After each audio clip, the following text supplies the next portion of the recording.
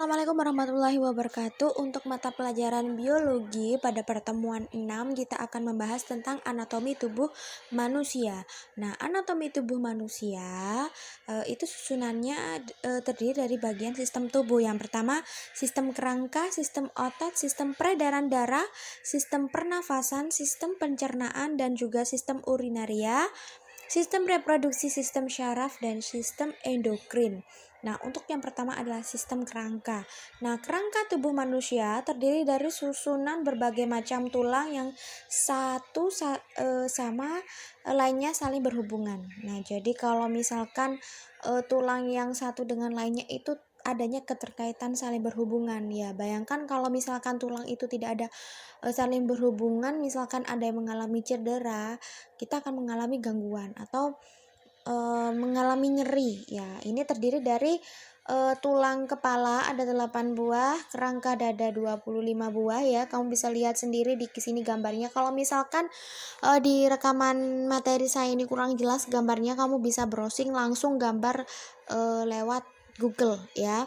Kemudian tulang wajah ada 14 buah, tulang belakang dan pinggul ada 26 buah, tulang telinga dalam 6 buah, tulang lengan 64, tulang lidah 1 buah dan juga tulang kaki ada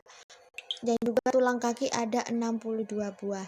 Untuk fungsi kerangkanya antara lain menahan seluruh bagian-bagian tubuh agar tidak rubuh. Ya. Jadi kemudian melindungi alat tubuh yang halus seperti otak, jantung dan juga paru-paru, tempat melekatnya otot-otot, untuk pergelangan tubuh dengan peralatan otot, tempat pembuatan sel-sel darah terutama sel darah merah, eritrosit ya. Kemudian memberikan bentuk pada bangunan pada tubuh. Untuk gelang bahunya terdiri atas tulang selangka yang melengkung merupakan huruf S. Nah, ini kalau gambarnya ya kurang jelas, bisa langsung kamu browsing sendiri. Kemudian gelang bahu berhubungan dengan rangka batang dan juga bahan hanya satu tempat saja. Kemudian sendi lutut itu ujung bawah itu mempunyai 2 buah benjol sendi yang bertompang pada bidang dan juga atas tulang kering. Nah, untuk sistem otot, nah ini ototnya ya kurang jelas ya. Kalau di sini jelas, mungkin kamu kalau kurang ini karena gambarnya diperlebar, diperbesar, jadi kamu bisa lihat sendiri di Google. Otot panggung sejatinya merupakan 2 jurai yang amat rumit susunannya, terletak di sebelah belakang kanan dan juga kiri tulang belakang. Nah, mengisi ruang antara taju duri dan juga taju lintang. Jadi untuk otot-otot punggung sejati itu hampir sama sekali tertutup oleh otot-otot punggung sekunder yang sebenarnya termasuk otot-otot anggota gerak atas dan juga bawah. Untuk sistem pernafasan ya, yang untuk paru-paru. Nah, ini untuk paru-paru terletak pada rongga dada ya. Paru-parunya ada di dalam. Jadi ada di dalam tulang kita. Nah, jadi pada rongga dada terletak paru-paru, sedangkan pada rongga dada dapat terletak pada jantung. Nah, itu ya bisa dipahami ya. Jadi untuk paru-paru terdiri dari 2 bagian, yaitu paru-paru kanan dan juga paru-paru kiri. Untuk sistem indera, nah alat penglihatan, nah itu bola mata ya. Ini kamu lihat sendiri nih, lumayan agak jelas gambarnya matanya. Nanti kamu kalau bisa kamu gambar ya, jadi kalau ya nggak usah terlalu bagus, setidaknya paham, nanti ada kamu kasih keterangan ya. Jadi untuk alat penglihatan terdiri dari bola mata, syaraf penglihatan, alat-alat tambahan mata, bola mata berbentuk bulat, bidang depannya menyimpan dari bentuk bola sempurna karena selaput bening lebih tonjol ke depan. Nah, jadi untuk menjaga mata agar tetap sehat ya, kalau bisa kita hindari kontak langsung dengan HP, apalagi sambil tidur-tiduran dan juga dalam keadaan mati lampu, dan juga hindari membaca sambil tidur, kemudian hindari lihat TV agak dekat ya. Kemudian sering-seringlah konsumsi susu yang tinggi akan kalsium dan juga vitamin D ya, terdapat pada kandungan buah wortel. Kemudian untuk alat pendengarannya terdiri dari berbagai luas pendengaran tengah dan juga pendengaran dalam. Nah, pendengaran luar terdiri atas daun telinga dan juga telinga luar. Nah, jadi kalau misalkan telinga, pada umumnya telinga itu memproduksi sekret itu sebenarnya tiap hari. Apalagi semakin kita banyak bicara, semakin kita banyak makan atau makanan apa saja yang kita konsumsi, kemudian semakin kita sering berada di udara terbuka, otomatis sekret yang dikeluarkan oleh telinga itu semakin banyak. Jadi kamu kalau masih, jangan takut, jangan khawatir karena ini masih ke dalam keadaan biologis ya, biologi dan juga fisiologis. Jadi kamu kalau misalkan, kecuali kalau mengeluarkan bau yang tidak sedap, bernanah, itu baru kamu langsung bawa ke dokter ya. Terus kemudian untuk kulit terbagi menjadi kulit ari dan juga kulit jagat.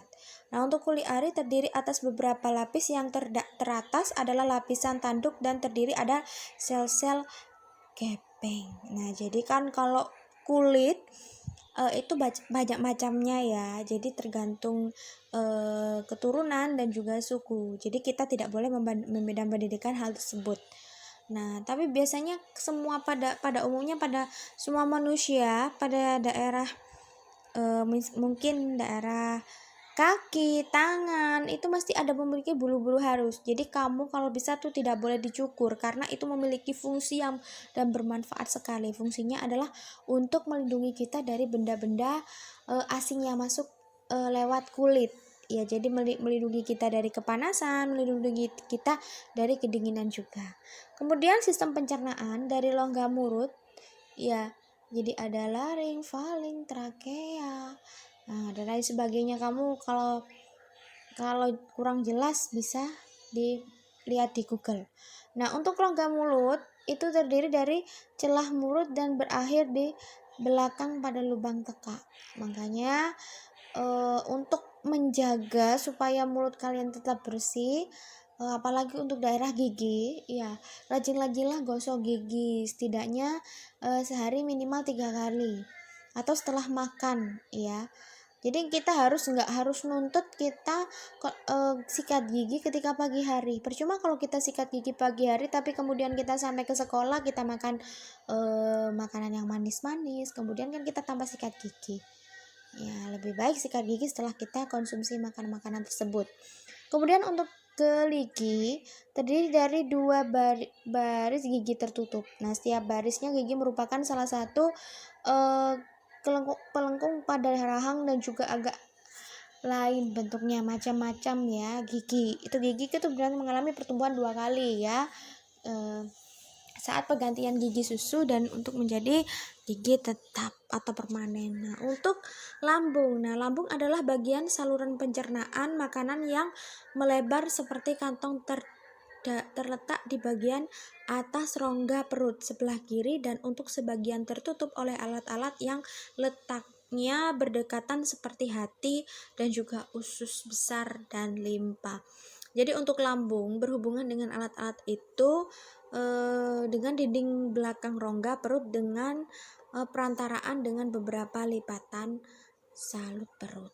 Nah, jadi kalau untuk lambung ya, apalagi anak atau jangankan remaja, anak kalau sudah mengalami infeksi lambung itu kalau bisa tidak makan nasi. Kalau misalkan tidak bisa makan nasi, ada sedikit tips untuk kalian, konsumsilah biskuit.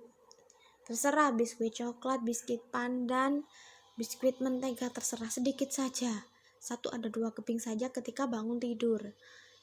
Nah, itu untuk mengisi lambung yang masih belum dimasuki berbagai zat-zat makanan ke dalam tubuh, itu untuk mengurangi sendawa dan juga mual. Nah, itu tipsnya ya. Untuk sistem urinaria itu adalah ginjal, suatu kelenjar berbentuk seperti kacang yang terletak pada dinding belakang rongga perut sehingga ruang-ruang tulang belakang sebelah atas. Ya, jadi kalau untuk menjaga ginjal kalian paling tidak kurang lebih 1,5 sampai 3 liter sehari air putih konsumsi, bukan kopi ya, bukan kopi. Kopi boleh lah, tapi volumenya tolong dikurangi karena mengandung kafein.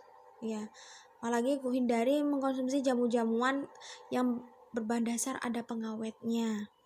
Ya, itu dapat merugikan ginjal kita kalau sudah di hari tua akan mengalami masalah.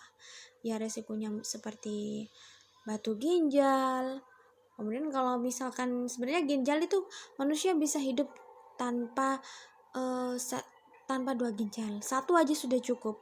Nah, namun kita kalau misalkan punya 1 ginjal, satunya mungkin kurang berfungsi, otomatis kita tidak bisa atau mengurangi aktivitas yang kita lakukan sebelumnya. Jadi awal mula kita masih memiliki 2 ginjal, ginjalnya itu ada 2 ya, sebelum dilakukan pencangkokan kita bisa beraktivitas sehat, semangat. Tapi kalau 1 hati-hati, lebih banyak mengurangi aktivitas berat dan berbanyak istirahat.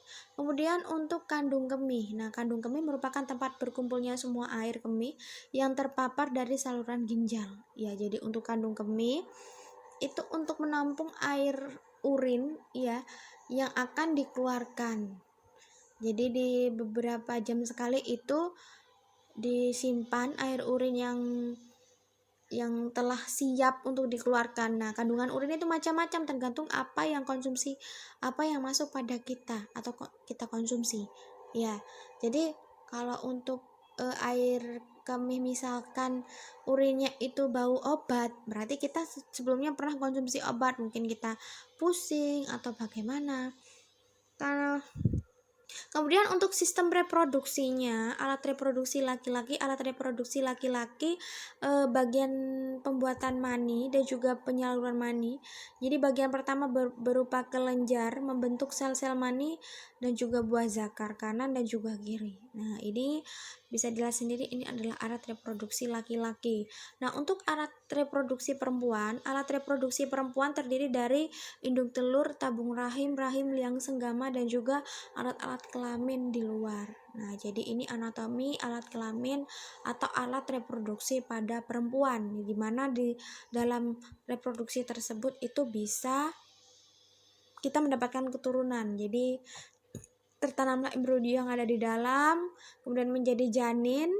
Setelah itu ditunggu sampai 9 bulan 10 hari ya, 38 sampai 40 minggu baru siap keluar. Nah, untuk bilik otak, untuk sistem syarafnya itu berkembang dari suatu struktur yang berbentuk bumbung. Pada bumbung tersebut dapat dilihat sebuah dasar, sebuah atap dan juga 2 dinding sisi. Ya, ini otak ya. Jadi otak itu dilapisi oleh tutang tengkorak untuk melindungi otak dari benturan. Terus kemudian untuk sumsum belakang dan juga saraf. Nah, ini ya, ini agak buram ya.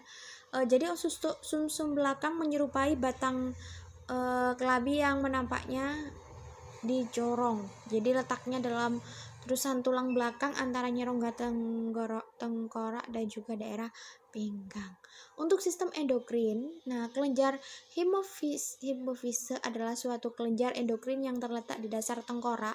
Nah, jadi di dalam fosa hipofise, tulang sphenoid, kelenjar hipofise memegang peranan penting dalam sekresi hormon dari semua organ-organ endokrin karena hormon-hormon yang dihasilkan dapat mempengaruhi aktivitas kelenjarnya. Jadi untuk sistem endokrin, selanjutnya untuk kelenjar tiroid.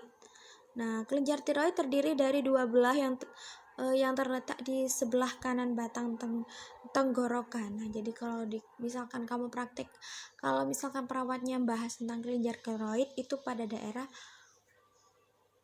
kerongkongan ya, leher. Jadi sebenarnya bisa sih kita pegang ya, itu dilihat. Kalau misalkan ada benjolan termal, itu kita harus segera laporan ya, jadi supaya ditangani. Oke, demikian dulu materi untuk tatap muka ke-6. Jika kurang paham silahkan bertanya ya. Terima kasih. Wassalamualaikum warahmatullahi wabarakatuh.